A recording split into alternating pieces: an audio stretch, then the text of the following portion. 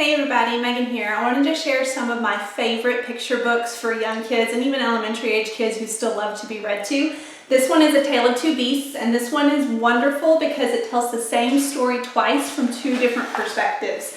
And so the first half of the book is told from the little girl's perspective, and it is called The Strange Beast. And she says, "I was walking home from Grandma's house through the deep dark woods when I spied a strange little beast. He was stuck up a tree and whining sadly, and so she decides to rescue him, wraps him up in her scarf, takes him home, shows him off to all of her friends, takes him to school, makes him a house, gives him a bath, and then he has enough of it and he runs away. But she doesn't understand why he ran away. Eventually, at the end, he does come back, and then the question is asked, I wonder why he came back. And so the second half of the book is told from the beast's perspective, and he says, I was hanging from my favorite tree singing happily to the birds when I was ambushed by a terrible beast. She growled at me and tied me up and carried me off to her secret lair." And so again, it is the same story told from his perspective, and it's just a great book to teach kids that there are two sides to every story and that we should be aware of that whenever we are dealing with other people. And so that is A Tale of Two Beasts. We also have brand new Beast Feast and Dragon Post. These are the same format of books, and what's great about these is that within the story there are actually letters that have been written, and so the kids get to explore and read those letters as part of the story itself.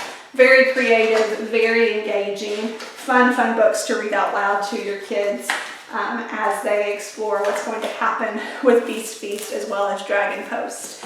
We also have the book Without a Story. This is a sweet story about a library, and the books in the library come to life at night, kind of like in Toy Story.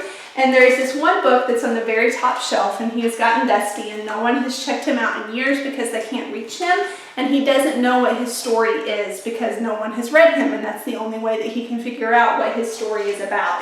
So the rest of the books come up with a plan to get him checked out. They knock him down so that a little boy will find him.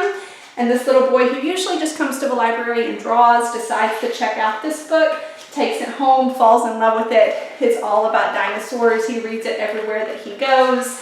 And then this book ends up becoming one of the most popular books in the library because of how many friends that the little boy has shared his experience of reading that book with.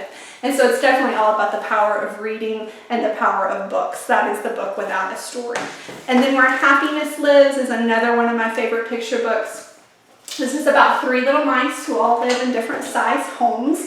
The first mouse lives kind of out in the country, very simple home, but lots of family members. He is walking one day and finds a bigger house that another mouse lives in and kind of gets jealous of it. And then White Mouse says, well, you haven't seen anything. There's this huge house up on the hill. So they decide to take off for this mansion, and they explore this mansion with the little mouse that lives there. There's flaps to explore in this book as well. And then come to find out at the end, the mouse that lives in the huge mansion has been looking with her telescope down the hill to the smaller houses and all of the family that lives there. And so she's actually been jealous of them. And so that lesson in the story says that whatever your home, it is happy indeed if you love what you have and you have what you need.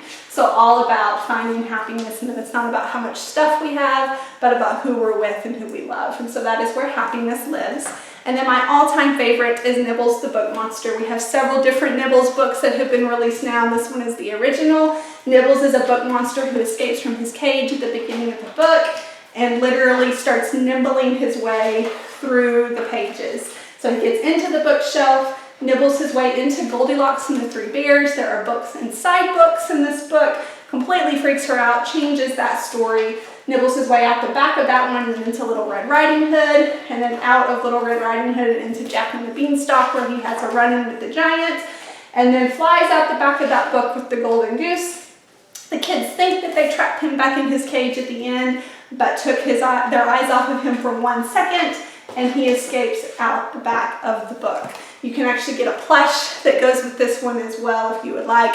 Super fun to read out loud for young kids, and even elementary age kids love Nibbles the Book Monster. So I hope you found something that you love and that your kiddos will love. Happy reading.